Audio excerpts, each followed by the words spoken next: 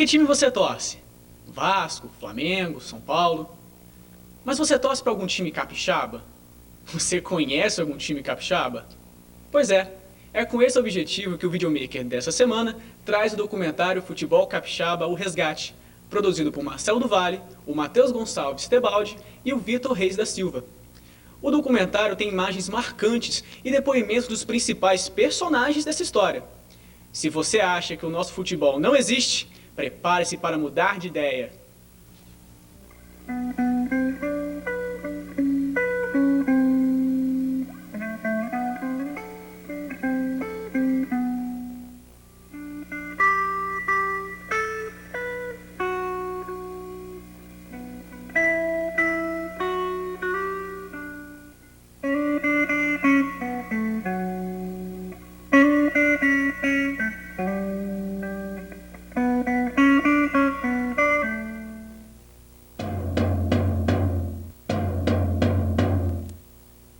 O futebol capixaba nasceu no início do século XX.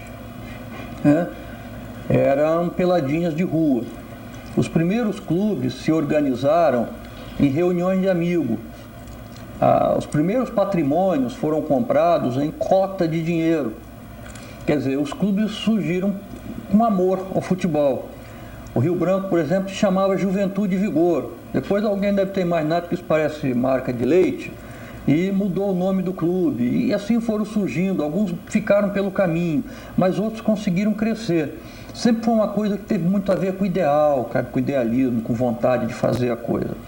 Quando os dirigentes que agiam assim pararam e não foram substituídos, a coisa foi para o brejo. Eu tenho um trinômio. O futebol, acima da técnica, ele é organização, ele é disciplina e ele é planejamento. Se você não organizar, não disciplinar e não planejar, você não chega lá nunca.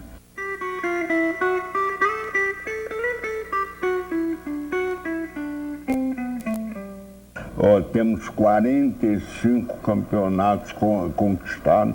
Isso contribuiu para que o Rio Branco fosse o clube mais querido do estado. Rio Branco se consagrou com Kleber Andrade e Manel Ferreira, que antecedeu muita gente, bem antes que a família Burgão. O Rio Branco foi grande devido aos grandes beneméritos que teve. A era Kleber Andrade foi muito valiosa para o Rio Branco. Acho que foi uma das melhores épocas do Rio Branco. Com certeza ele tinha o poder de aglutinação, o poder de captação de pessoas. Da gente ver diretores do Rio Branco, diretores da Desportivo, diretores do Vitória, sentados e discutindo sobre o estádio, sobre a obra.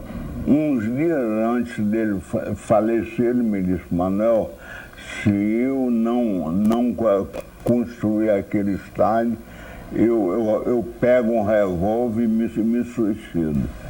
Eu falei: para com isso, rapaz, nós vamos construir. 3 dias após ele morreu. E ele pensava então que um estádio maior ia propiciar umas rendas maiores e o clube cresceria com isso. Tá vendo? E ele dizia que o estádio do Rio Branco seria o estádio de todos os clubes. Então, quando ele projetou a ideia em 1970, para 50 anos, a conta dele não estava errada. Porque essa conta foi feita em cima do jogo Rio Branco e Corinthians, onde o Rio Branco ganhou do Corinthians com o Rivelino, o time do Corinthians completo, nós lembramos disso. Jorge Reis manteve a invencibilidade de tempos de jogos sem tomar gol. E nós tínhamos ali 14 mil pagantes, mais 1.500 caronas e penetras. Então nós tínhamos 15 mil pessoas e não cabia mais no Governador Blay. Nós fomos obrigados a vender o estádio porque sabíamos que a escola técnica estava trabalhando para a desapropriação do nosso estádio. Aí eu deixei o estádio praticamente, não digo como está hoje, mas com bons lances de arquibancada, com gramado foi inaugurado, com vestiário, com aquilo que tem até hoje, muita coisa, 80% foi deixado naquela época. pra onde for lá também estarei. De corpo e alma sempre torcerei. Meu Rio Branco lancei em seus braços. Edinho arriscava muito, ele contratava a qualquer preço. Haja visto esse time de 86, ele foi na Ferroviária no São Bento e trouxe lá, ó, 1, 2, 3, 4, 5, 6, 7, 8, trouxe 9. Fez esse super time aí que disputou em 86, que ganhou do Vasco, que ganhou do Náutico, que ganhou do Corinthians. Lancei em seus braços, você é o culpado do amor que lhe dei.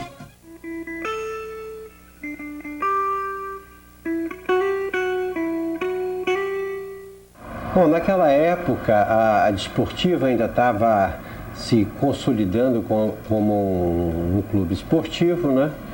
E tinha como a Vale Rio Doce a sua maior, que bancava mesmo todos os custos da Desportiva, né? Então sempre era indicado uma pessoa que tivesse alguma influência dentro da própria empresa, né? A Desportiva Ferroviária tinha um corpo de sócios, de associados, que nós, na ocasião, fazíamos o desconto da mensalidade na folha de pagamento. A Vale do Rio Doce nos oferecia, nos concedia o recurso financeiro no mesmo montante, mas isso não era a diferença principal. A gente era feliz e não sabia, com 4.000, 5.000 pessoas em campo, com partidas decisivas entre Rio Branco e Desportiva que chegavam a 14, 15, até 20 mil, às vezes, torcedores no estádio. Nós saltamos um obstáculo tremendo que era a tirar o Espírito Santo do ostracismo que se encontrava em termos de futebol para integrar o Espírito Santo na pleiade de valores do resto do país. Neste aspecto, Donaldo Fontes foi um gigante. Quem ficou mais na direção da Desportiva, na parte de futebol, foi Eduardo Ribeiro e Ney Ventura, né? Eu fiquei mais nas decisões de interesse futuro. Então, com isso, nós montamos uma estrutura sólida em que se tentava fazer a formação não só do jogador de futebol profissional, mas como do cidadão.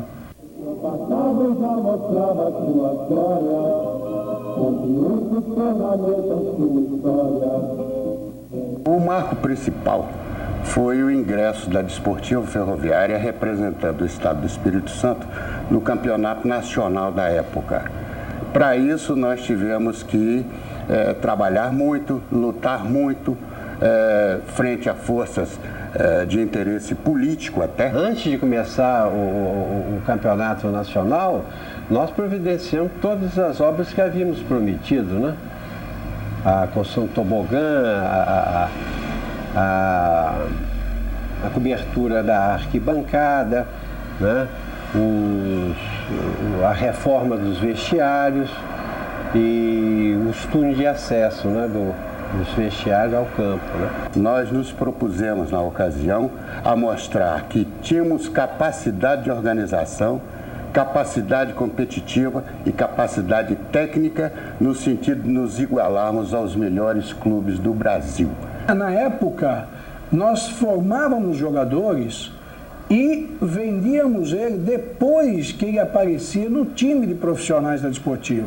Foi assim com o Suemar, quando foi para o Internacional de Limeira, foi assim com o Célio, que foi para o Palmeiras, e foi assim principalmente com o Giovani, que começou nas categorias de base, na Copa Gazetinha, quando o primeiro campeonato ainda foi disputado em areia, né? E que já com 18, 19 anos já disputou seu primeiro campeonato estadual, tendo sido tricampeão com a Desportiva Ferroviária no time de profissionais. Nós tivemos oportunidade de trazer atletas de fora.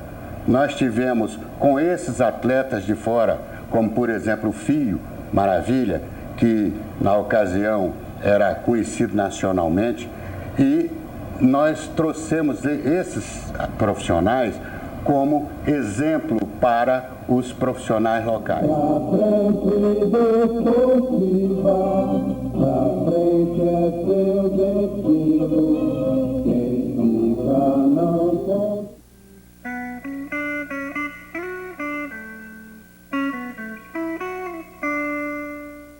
Um clube fundado, né, por uma elite no início do século.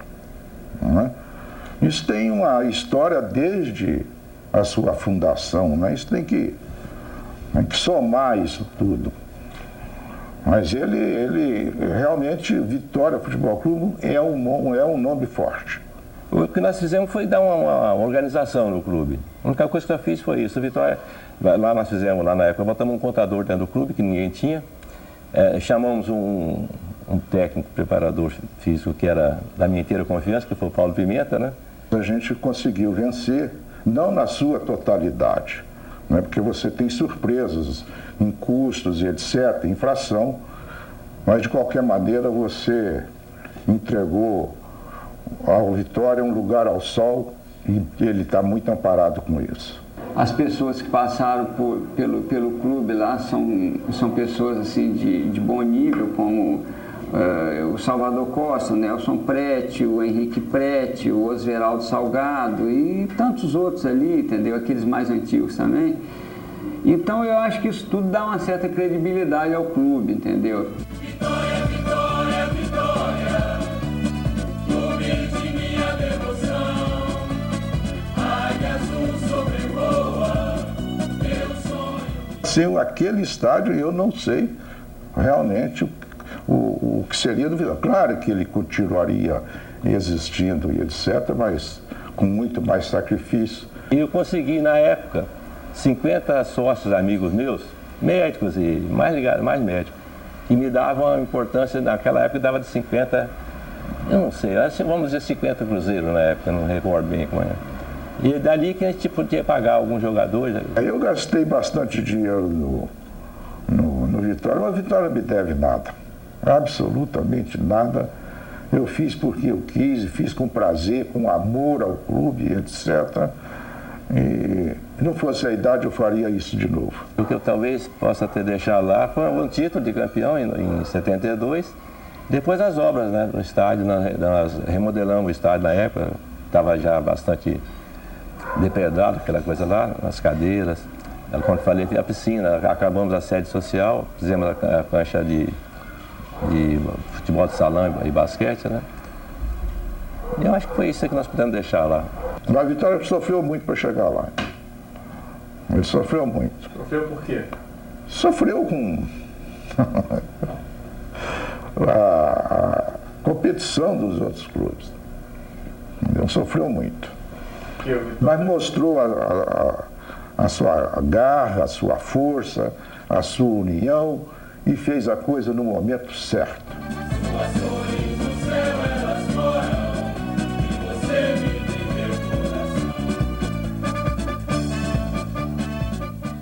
O técnico, preparador físico e o médico, o massagista, roupeiro, ele não é um artista, não é o artista do espetáculo. O artista do espetáculo é o atleta de futebol. Eu, como joguei mais de 10 anos no Rio Branco, devo ter ganho em média aí, entre campeonato da cidade e campeonato estadual, uma média de uns 8 a 10 títulos, mais ou menos. Eu entrei no Rio Branco em 67, só saí do Branco praticamente em 82, exercendo o cargo de supervisor. Fui treinador de júnior, fui treinador de profissionais, fui atleta durante 8 anos. E hoje no Rio Branco, aliás, nos clubes brasileiros não se vê mais isso. Um jogador fica 8, 9 anos numa equipe. Na época, a gente tinha prazer em jogar no Rio Branco. Você jogando no Rio Branco, na Desportiva, no Vitória, você era um jogador consagrado aqui no Espírito Santo. Nós éramos uma família, né? Não existia nem essa situação de dirigente e atleta, ou chefe, patrão e empregado. Tinha muitos jogadores bons. Esporte coletivo, é difícil você considerar um só, a não ser o Rei Pelé, que foi o destaque mundial. Mas penso eu que você, com a ajuda dos seus colegas, você chega a muitos lugares mais alto do que aquilo que você está pensando. Então, por isso que eu fui considerado bom jogador no Rio Branco, porque eu tive a ajuda dos meus amigos.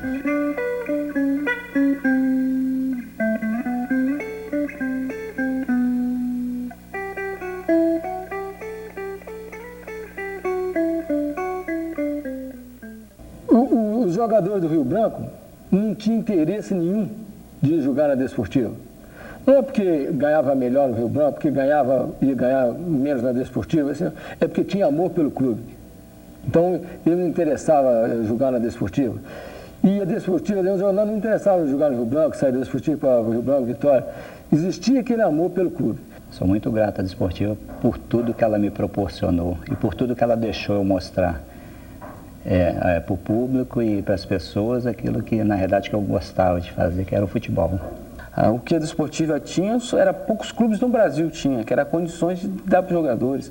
Coisas que hoje os jogadores levam de casa, os clubes naquela época davam chuteira, material de treinamento, até uma ajuda financeira para você poder chegar até a tua casa, vir treinar todos os dias. E quando eu vim para a Desportiva, eu me adaptei bem, que eu já tinha parecia que eu já estava entrosado com a equipe, parecia que eu já pertencia à equipe. E eu já cheguei com uma certa liberdade, como se eu estivesse em casa. E aquilo fez com que eu desenvolvesse um futebol bom. O assédio dos torcedores era muito. E a gente correspondia, os torcedores, as esportivas. Tanto que, assim, até nos treinamentos, o campo, o estádio lá, ficava lotado.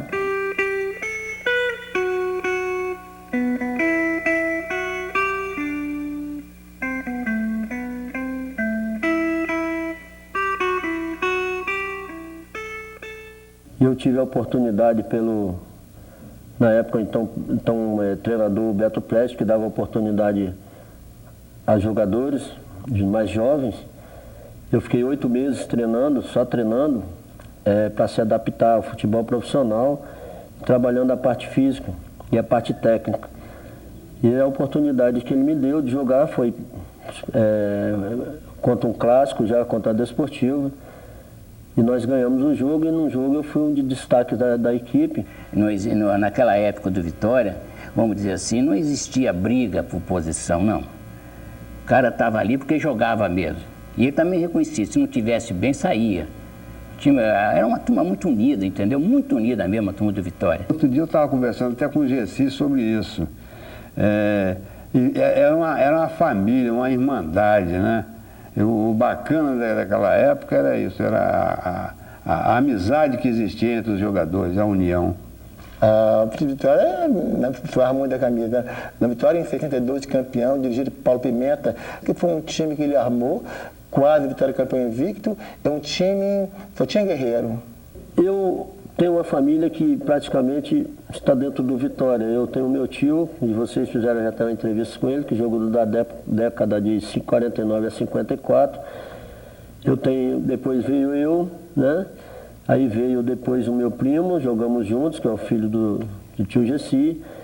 E depois, hoje, tem o meu sobrinho, que é o goleiro do Vitória, né? Faz parte da família também. E agora, logo em seguida, tem o meu filho também, que está lá dentro, joga no infantil. Então, e eu, antes de jogar futebol, eu era torcedor do Vitória.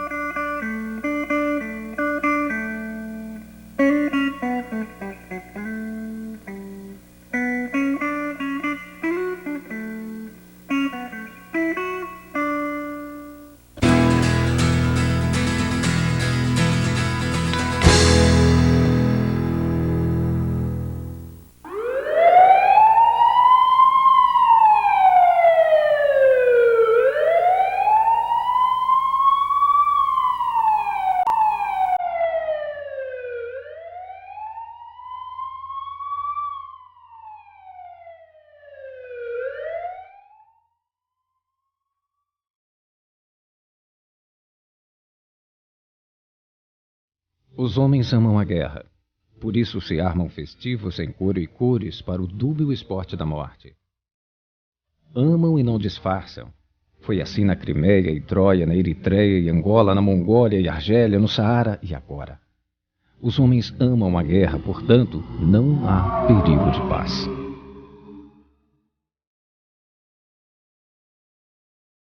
Os homens amam a guerra, profana ou santa, tanto faz.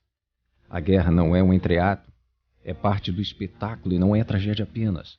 É comédia, real ou popular, é algo melhor que circo. Por isso, em cima da carniça não há urubus, chacais, abutres, hienas, há lindas garças de alumínio serenas num eletrônico balé. Terrível é teu discurso, poeta. Escuto alguém falar. Terrível foi elaborar. Agora me sinto livre, a morte e a guerra já não podem me alarmar.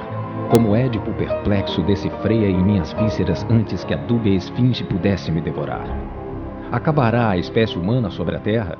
Não, hão de sobrar um novo Adão e Eva a refazer amor, e 2 irmãos, Caim e Abel, a reinventar a guerra.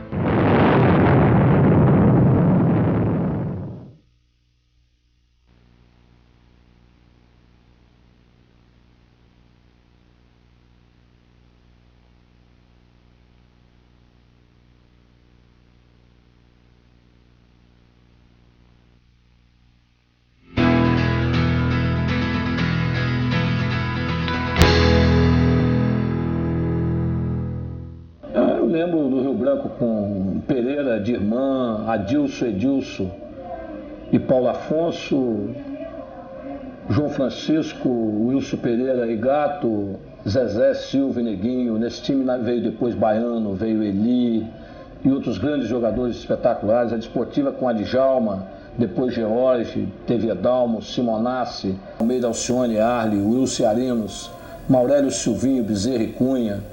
Teve Diogo nesse time também, que foi para o México. E outros times espetaculares. O Vitória do último título, Azevedo, Mota, Cláudio Machado, César e Alcinho, Luiz Carlos, Firmino, Ebinho, Morango, Zezinho, Bugre e Vomar. Esses times espetaculares que a gente viu jogar por aqui, casa cheia, com gente séria à frente do futebol, o professor Paulo Pimenta. A história mais marcante que eu tenho na minha vida do Rio Branco foi esse título de 85. Eu parei no bar Cobilândia para comprar uma garrafa de champanhe, que eu tinha certeza que o trabalho que a gente tinha feito a semana, eu e meu irmão, eu tinha certeza absoluta que nós éramos campeões em cima da Desportiva.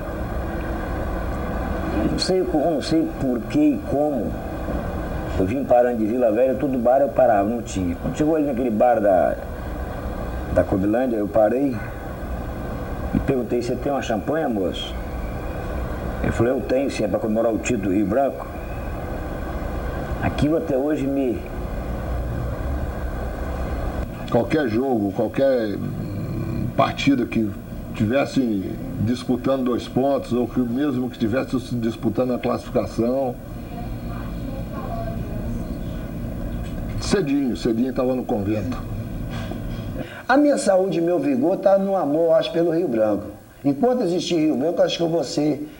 Inclusive até falo assim, gente, fiz uma faixa agora recente dizendo o seguinte: enquanto existir um coração, não é minha frase, lógico, né? Enquanto existir um coração jovem, o Rio Branco será eterno. Qual é o símbolo da Desportiva Ferroviária? Era a máquina, mas chama Maria Fumaça, não era isso? É o símbolo da Desportiva, porque era a ferroviária, né? Muito bem. Aí o último exercício, eu mandava a turma da correia, aquele trotinho em volta do campo, entendeu? Quando chegava na bandeirinha, porque o pessoal já estava danado, né? Depois, eu estava já, não podia nem respirar. Quando chegava naquela curvinha, falava, todo mundo naquela curva lá, falava assim, e assoviar, como se tivesse. Quem que é?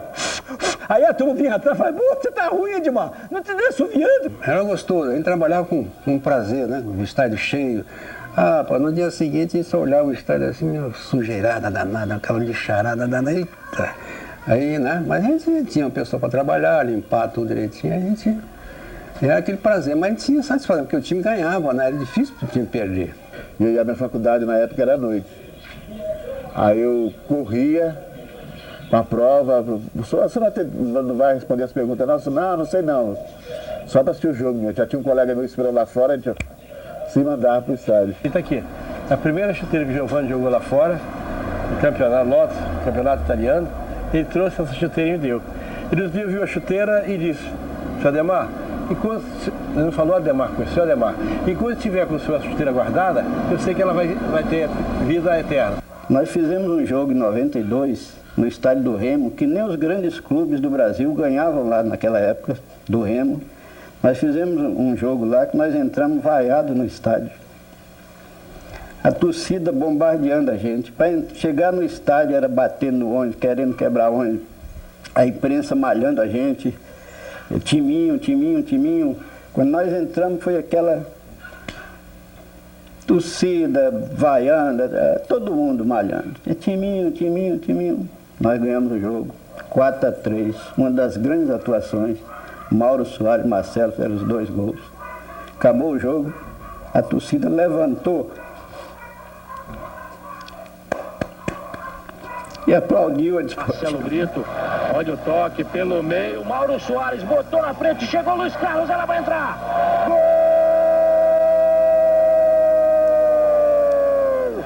da Desportiva. Aí eu saí daqui, falei, bom, o jogo é à noite, eu vou sair daqui ali pelas 2 horas, 2 e pouco, por aí afora, né? Vai dar tempo de eu chegar lá e tal, Nova Venécia, você vê que são 240 quilômetros de Nova Venécia.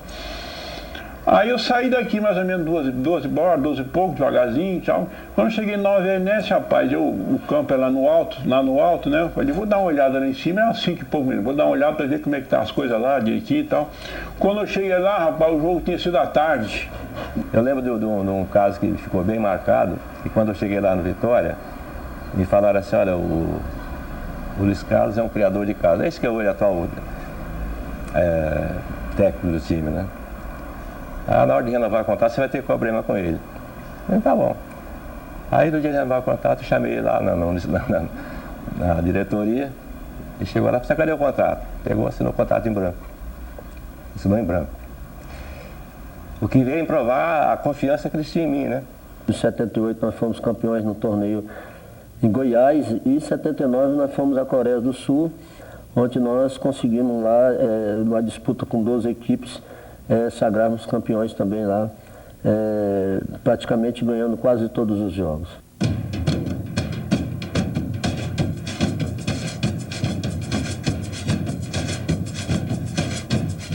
Aí, ó, o Rio da Saudade. Nós vivemos o futebol do Espírito Santo, conhecemos as histórias do futebol do Espírito Santo e não recorremos a livro, a passado, não. Nós temos na memória as coisas que perguntarem. Tem 2 termos na nossa vida. É você ter prestígio e você ter conceito. Eu prefiro ter conceito do que ter prestígio, porque prestígio você perde. O conceito você não perde nunca. Nós tínhamos credibilidade. Credibilidade porque nós não protegíamos ninguém. Nós fazíamos o que era da Desportiva era da Desportiva, o que era do Rio Branco era do Rio Branco, o que era do Vitória, o que era da Vale do Rio Doce. Não tinha, ou de qualquer outro clube. No interior a mesma coisa. Nós começamos a fazer um trabalho muito dinâmico em cima da arbitragem.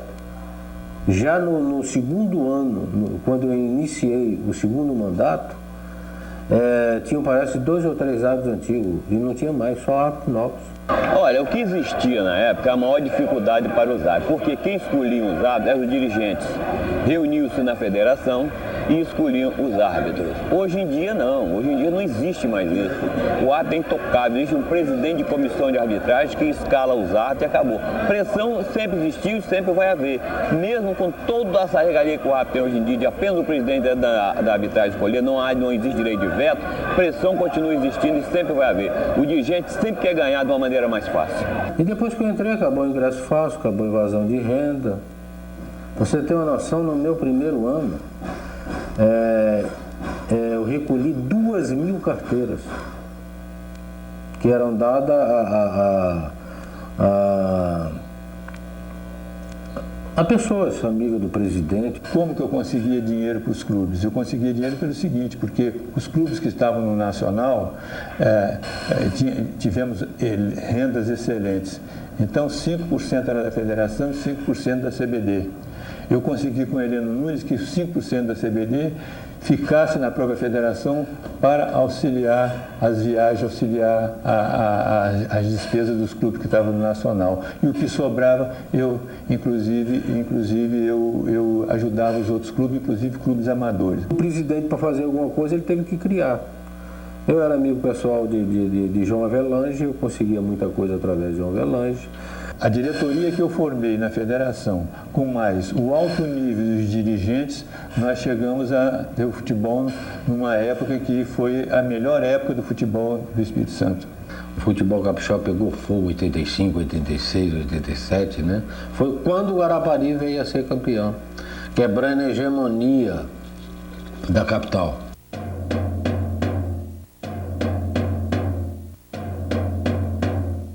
Você ligadão na Espírito Santo acompanha daqui a pouquinho em 15 ingressos duplos. O Rio Branco, se um empate aqui é derrota. Clubes e federação se reúnem e divulgam. E aproveitar melhor que no corredor do que no passado a gente tinha Rádio Espírito Santo, Rádio Vitória, Rádio Capixaba, depois surgiu a Gazeta. Os dois jornais principais, aliás, os três jornais principais, que no caso eram a Gazeta, o Diário, já extinto, né? E a Tribuna, davam destaque com bastante amplitude ao futebol do Estado do Espírito Santo. Naquela época havia um repórter que era responsável pela cobertura do Rio Branco, um repórter que era responsável pela cobertura da Desportiva, um repórter que era responsável pela cobertura do Vitória, e as sucursais trabalhavam no interior cobrindo os outros clubes. E os repórteres estavam diariamente nos clubes e diariamente tinha pelo menos uma ou duas matérias de cada um desses clubes. Se mostrava os gols para todo o Brasil. O Fantástico é gol do Espírito Santo. Em Vitória no Espírito Santo, Desportivo e Confiança, Dedé pega o rebote da defesa e manda, veja, de canhota no ângulo, 1-0 Desportiva. Outro dia eu vi uma televisão Record mostrando gol pelo todo o Brasil, gol do Piauí, gol do Maranhão, e não vi gol nosso. Então o futebol capixaba hoje não desperta a paixão nem dos capixabas. Como é que vai despertar a paixão de quem está fora do estado? Então a imprensa contribuiu muito com o futebol. A imprensa só não conseguiu salvar o futebol porque a derrocada foi tão grande que estava acima da capacidade do repórter, do jornalista, da rádio, da emissora de televisão fazer qualquer coisa. Passa por nós, a responsabilidade é da imprensa. Se a imprensa quiser, ela faz. A coisa mais difícil é você abrir um jornal hoje e ver um jogador de Desportiva, de Rio Branco, de Vitória, mesmo do interior, nas manchetes do jornal não tem. Quando tem, falando mal que o Rio Branco está de salário atrasado, que o Vitória não sei quem brigou. Era muito mais gostoso. Até quando você era chamado de viado, era gostoso. Porque você tinha um público imenso xingando.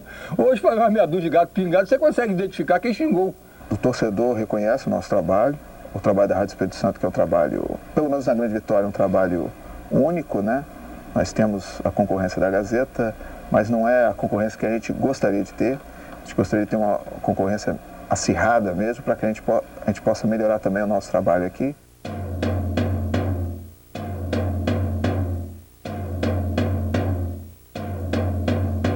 Não está no fundo do poço, não. Quem coloca no fundo do poço são algumas pessoas que se interessam pelo futebol de outros estados que não tem nada a ver com a relação cultural e histórica do futebol capixaba. Enquanto não houver essa mudança e o nosso presidente da federação haja como presidente da federação do Estado do Espírito Santo, o nosso futebol é daí para pior. Meu Deus do céu, há 18 anos nós não temos uma final com os dois clubes mais importantes que nós temos aqui, rapaz, que é Rio Branco Desportivo. Há 18 anos que não tem uma final com o Rio Branco Desportivo. Que é isso, minha gente? Só aqui que acontece um troço desse. A gente tinha uma necessidade de interiorizar o futebol do Espírito Santo. Havia uma centralização só no Desportivo e Rio Branco ganhando os títulos. A gente levou esse futebol para o interior. Praticamente todos os clubes do interior foram campeão nos 6 anos da minha administração. Profissionalizamos o futebol, normalizamos o Tribunal de Justiça, a Comissão de Arbitragem. A arbitragem está caindo de uma maneira vertiginosa. Você vê que antigamente no Espírito Santo nós tínhamos 10, 12, 15 árbitros até qualquer clássico. Hoje em dia você pode apontar no dedo quantos árbitros nós temos com capacidade.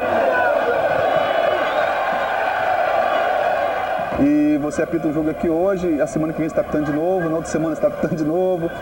E no outro estado você vai lá, apita um campeonato, jogo do Campeonato Brasileiro, ninguém te conhece, você faz seu trabalho, volta lá, eu acho daqui a 2, 3 meses, se voltar. Eu critico e aponto solução. Eu apronto solução. Eu só não critico, não, eu dou solução. Qual é a solução? Passa primeiro por uma reforma, uma reciclagem com os treinadores do futebol capixaba, com um monte de dirigente que não sabe nada, que não tem um vale transporte no bolso e se diz dirigente de futebol. Eu acho particularmente que o Marcos Vicente é uma pessoa que eu respeito como cidadão, como homem, como pai de família, como deputado federal, tem serviços prestados ao Espírito Santo, mas eu acho que ele já deu a cota dele. As pessoas, sabe, cobram muito da federação, cobram muito dos clubes e tal. Tudo bem, mas é preciso que cada um assuma a sua atitude, assuma o seu compromisso. Veja bem, o apoio da federação ele é relativo.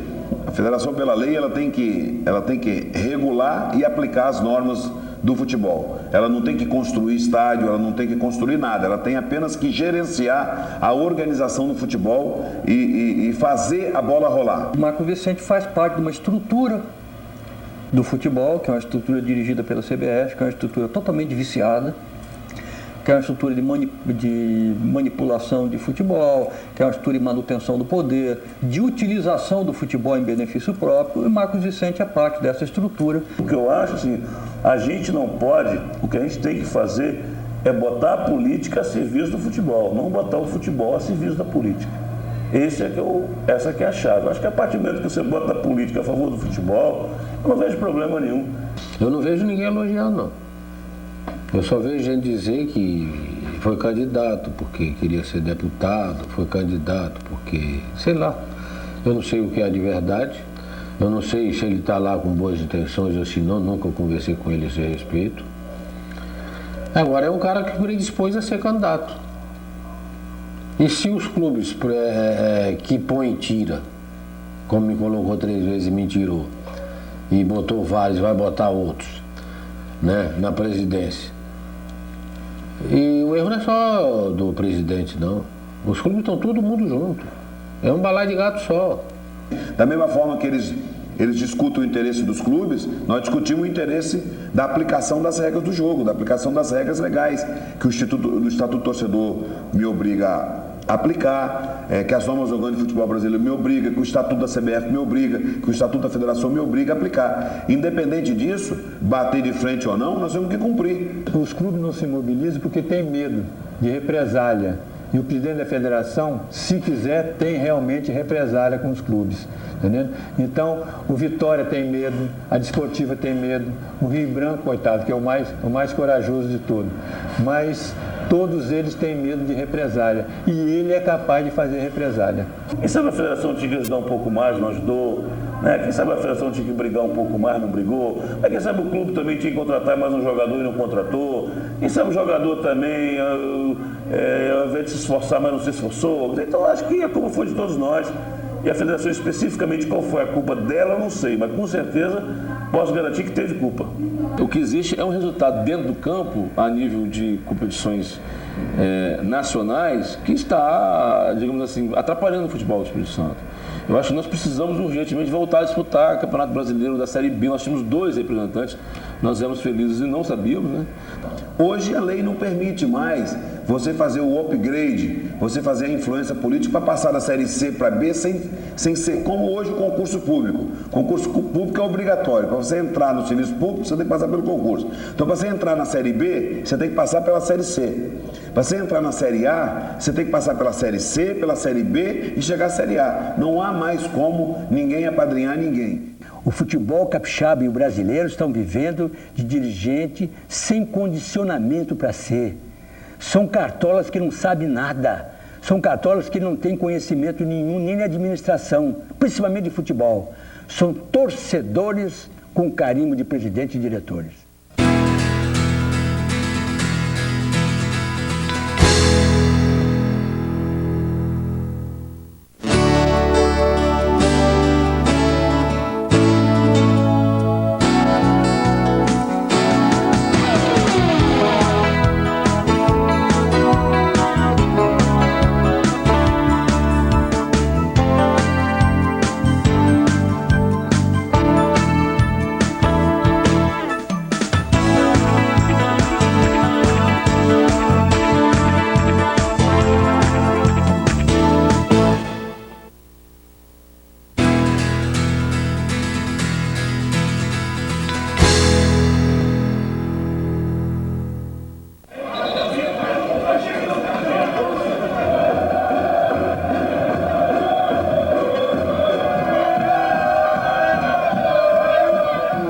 Vejo, sabe assim, um pai levando um filho para o estádio com a camisa de um clube do Espírito Santo, eu sou emotivo, eu já estou com vontade de chorar. Porque eu tenho um filho meu que eu falo para ele, ele ganhou uma sunga minha, cara, do Rio Branco. Pô, ele aprende a torcer, cara, pelo Espírito Santo. Meu filho não fala que é botafoguense, ele fala que é rio-branquense. Eu trabalho no SESI e eu observei nas crianças, na hora do recreio, que nas conversas com as crianças, eu observei que ninguém falava do futebol capixaba. Era Vasco, Flamengo, Fluminense, Atlético, Cruzeiro, Inter, e não das equipes do Espírito Santo. E eu comecei a questionar aquilo, perguntar qual é o seu time de futebol, para qual é o seu time de futebol, e ninguém me respondia diretamente do futebol capixaba. Então eu acho que nós temos que ter um pouco de vergonha na cara, nossa imprensa, as pessoas que trabalham com futebol, dirigentes, sentar e trazer esse bairrismo de volta, porque é isso que movimenta o futebol. O capixaba é ligado ao futebol carioca. Então ele dá preferência ao futebol carioca, não adianta. Eu quero narrar futebol para 2.000, 3.000 pessoas no estádio, 4.000 pessoas. Eu não quero chegar num campo e ver Desportiva Estrela, né, com 10 gatos pingados e tendo na televisão Palmeiras e Grêmio, Corinthians e Santos, Flamengo e Vitória da Bahia. A gente está tentando aí, essa questão dos horários, tentar tirar da televisão. O domingo de manhã foi uma saída, foi legal, o sábado à tarde tem sido bom, mas é preciso que o torcedor dê uma chance a esse futebol também. Você não pode mandar no sentimento de ninguém. O cara gosta do Flamengo, gosta do Vasco. Agora, você tem que fazer ele gostar da Desportiva, fazer ele gostar do Rio Branco. Como é que você vai fazer ele gostar? Trazendo ele para dentro de campo. Se você não trouxer o torcedor, como é que você vai mentalizar o torcedor e dizer que o nosso futebol é bom se ele não vai vir ao estádio? E para vir ao estádio, você tem que fugir da televisão.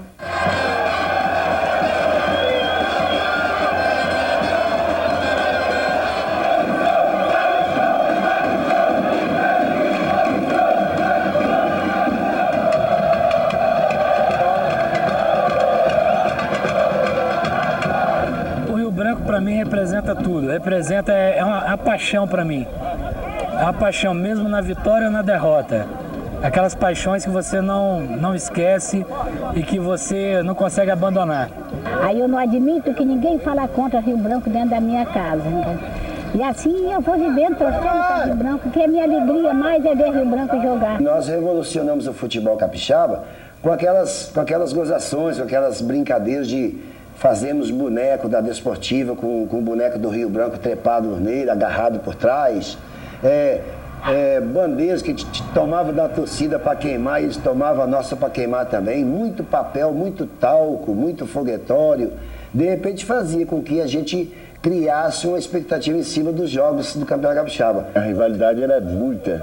Você vê que o jogo do Esportivo Rio Branco, se era daqui 15 dias, a televisão já estava em cima, o rádio já estava em cima, e nós íamos para as rádios e mexia com o torcedor do Rio Branco, falava que eles não eram de nada, que era freguês. Eles mesmos iam para outra rádio, falavam da gente também. Então criava aquele clima, sabe, que quase insuportável, né? Mas o que fazia lotar o estádio. Olha, ganhar o Rio Branco para mim é a melhor satisfação que eu tenho na vida.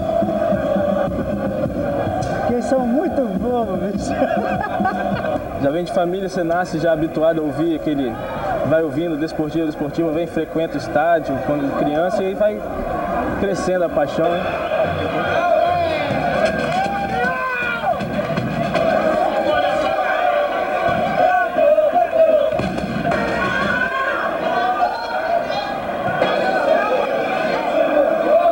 Onde Vitória está, eu estarei com Vitória até o fim. Enquanto eu conseguir andar, quando eu conseguir caminhar, eu estou com Vitória. Eu sempre estive acompanhando o Vitória por ser o único time da capital.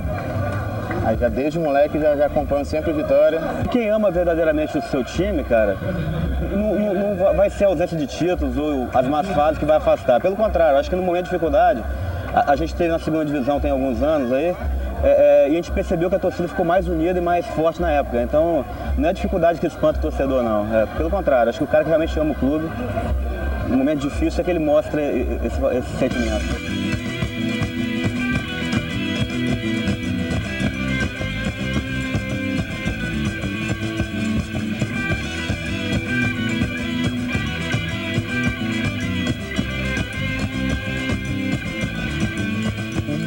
É complicado, o futebol aqui veio de uma decadência muito grande, né, dos anos de 81 para frente. O futebol aqui é uma coisa maravilhosa. Então o futebol capixaba, apesar das suas deficiências, ele ainda nos dá condição, mesmo que mínima, para a gente atuar, para a gente fazer com as coisas com um pouco de alegria ainda.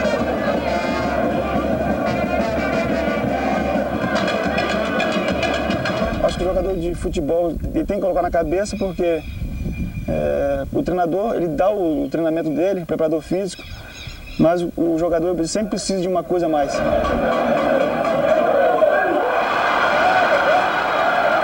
Porque ainda tem jogadores com gabarito para, digamos assim, entrar numa Série C e resgatar o futebol capixaba para a Série B, Série A do futebol brasileiro. Só assim que eu acho que vai dar um empurrãozinho a mais no nosso futebol.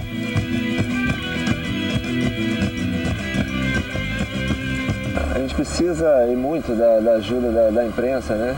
Que façam propagandas para que a gente possa ter esse respaldo, para que possa criar ídolos, né? Que a imprensa cria ídolos, que faça tudo certinho, porque que traga de volta o torcedor que na década de 70 lotava o estádio aqui, que o futebol era muito mais empolgante, da década de 90, que eu, no caso, cheguei a pegar e a gente jogava só com casa cheia.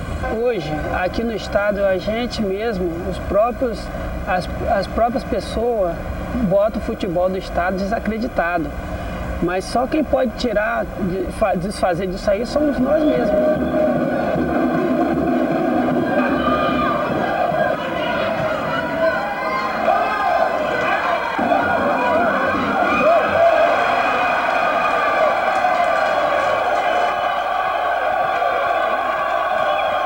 O atleta profissional, ele tem uma imagem e você tem que cuidar da sua imagem.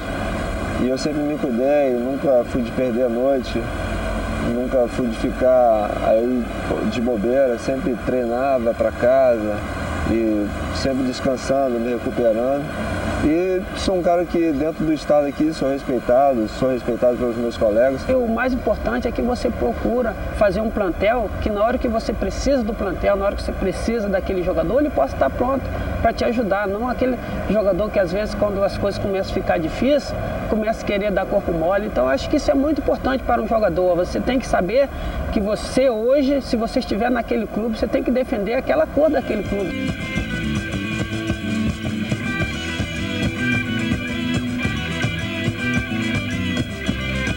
Os jogadores, eles estão sempre correndo atrás, querendo jogar. Eu acho que está faltando mais mesmo, até mais campeonatos mesmo aqui no futebol, aqui no Espírito Santo, que são poucos, só tem mesmo o campeonato estadual da primeira e da segunda divisão. Depois a maioria dos clubes tem que fechar as portas. Se desse uma sequência de pelo menos fazer um campeonato capixaba, depois inventasse o nome de alguma taça, um outro campeonato, né, se disputasse, pelo menos até para o próprio jogador identificar com a torcida, né? Às vezes você chega no estádio assim, a torcedor, pô, não sabe nem quem é aquele ali, não sabe.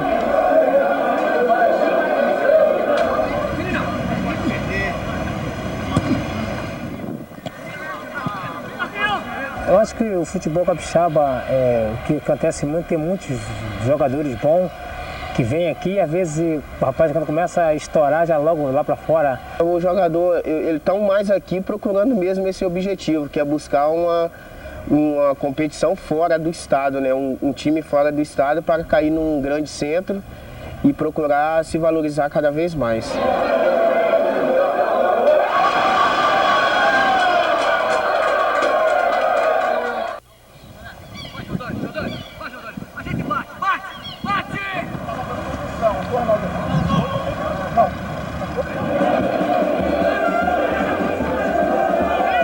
Os jogadores de futebol, principalmente capixaba, eles não são totalmente profissionais.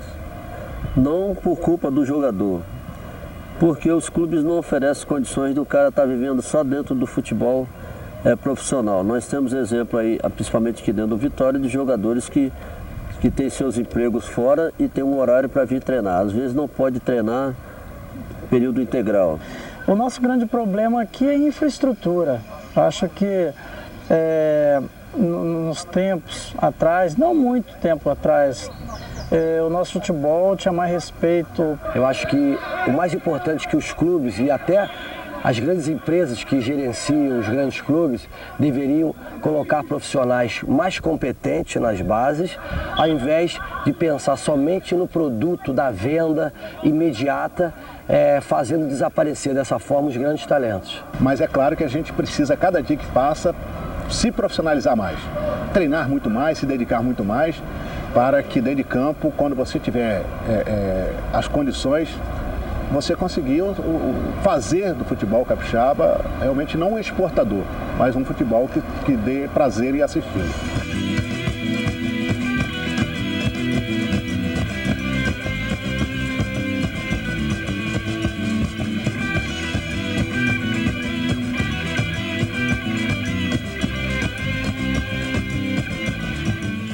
Tá todo mundo aí no vermelho, né? Tá todo mundo que devendo, uma coisa triste. Pois bem, então o que é coisa? Porque não planeja, gente. Então é que eu falo sempre, voltando àquela frase.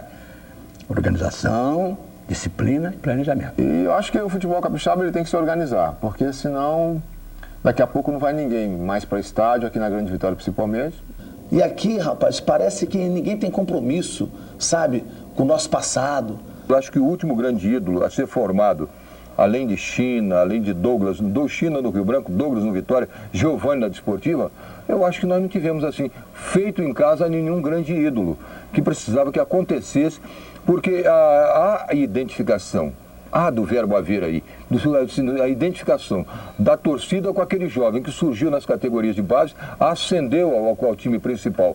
E o mais importante de tudo isso aí, é de que esse valor, ele pode representar um ganho para o clube. Para formar ídolo, você tem que ter a mídia.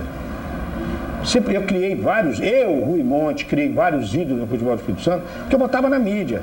Eu era do jornal A Gazeta, era diretor da equipe de esporte da rádio e era editor de esporte da TV Gazeta. Eu vejo que muitos clubes, muitos centros de fora do estado, eles vêm buscar jogador aqui. A gente tem um principal, tem esse talento aqui. E não sabe aproveitar. Veja bem, a Copa Gazetinha, que a gente criou em 75, ao longo desses anos todos, ela foi se consolidando, né? E passando a ser uma competição importante, né? Eu acho que até da categoria no cenário brasileiro, e ela começou a revelar os jogadores. Acho essa Copa, desculpa, um verme. Então, sabe, o futebol, eu queria ver a federação ter peito, a federação de futebol ter peito, de federar todos esses atletas que disputam essa Copa. Entendeu? Isso é a doença do futebol capixaba. Isso é a doença. Os garotos estão saindo daqui, os garotos não passam por nenhum clube aqui.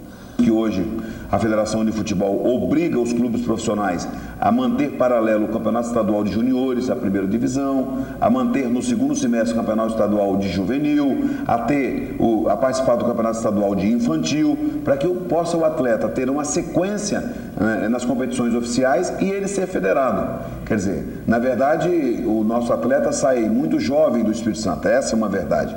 Mas nós não podemos esconder, não podemos deixar de dizer que, ao mesmo tempo que ele sai cedo, aqueles que ficam, eles ficam porque, às vezes por falta de condições de sair, ou porque às vezes também ele não teve condições na sua equipe. Com o surgimento desses atletas, é lógico que os grandes times que passaram a conhecer o nosso projeto, passaram também a mandar seus olheiros para cá, para os nossos grandes eventos, e ali começaram a pensar, a pegar esses jogadores. Hoje eu estou meio cético com o futebol capixaba, por quê? Eu costumo, alguns amigos que me procuram, falam, pô, leva meu filho para treinar em tal lugar. Eu falei, olha, você quer que seu filho jogue futebol? Tira daqui. Porque a única maneira dele jogar futebol aqui é dele continuar os estudos, fazer uma faculdade. É hoje que eu penso que o futebol capixaba dá a condição. Muitos pais, por exemplo, não permitem, não deixam os filhos deles se inscreverem em times que são filiados, por exemplo, à federação. Eu acho que todo clube capixaba tem que pensar nisso, trabalhar a parte de estrutura, dando condições para o atleta se desenvolver para poder ter o futuro melhor. Na história da Copa Gazetinha, a Desportiva Ferroviária, não a capixaba, né?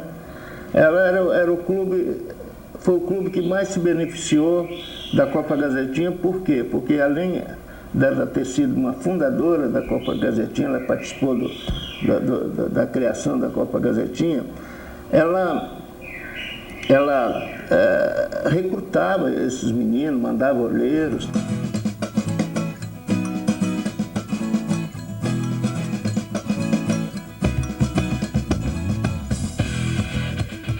Se não trabalhar o trabalho de base, não adianta fazer time de aluguel, como acontece nos outros clubes que está acontecendo. Trabalha 4 a 6 meses e depois fecha as portas. E isso, cada vez mais o futebol capixaba vai acabando se continuar desse jeito, se não trabalhar a prata da casa trabalhando o ano todo. Por que você começou a jogar bola?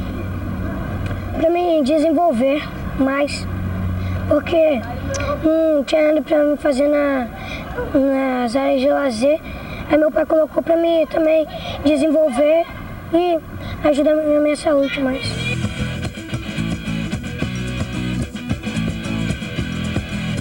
Você pretende continuar aqui no Desportivo? Continuar aqui no Desportivo. Por que você veio pra cá? Porque aqui é a melhor escolha. Por que você quer ser jogador de futebol?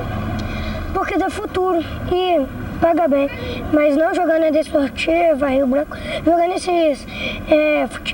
nesses clubes melhor que paga mais. Quais? Flamengo, Botafogo, deixa eu ver, Vasco. Qual a sua habilidade? A habilidade é de braço.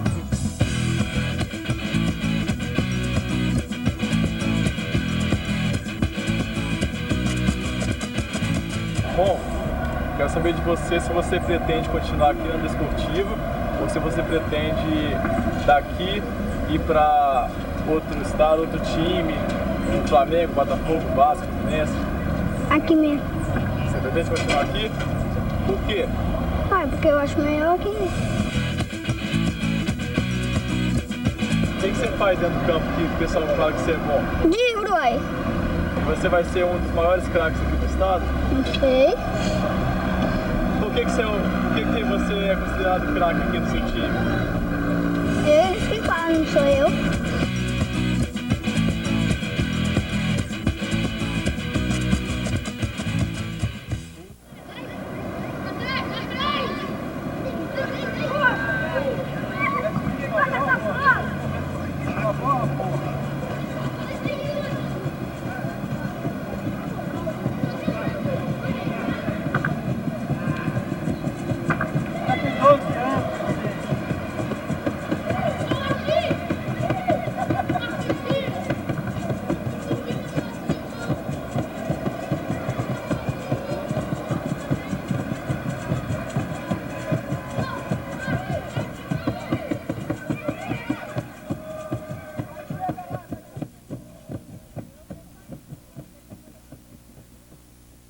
E aí, mudou de ideia?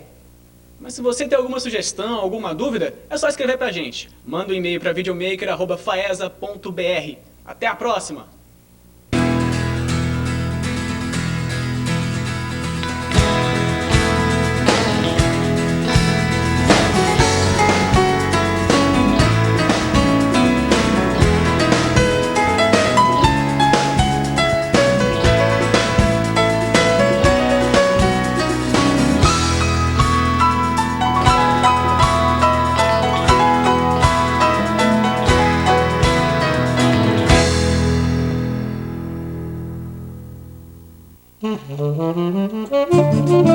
Thank you.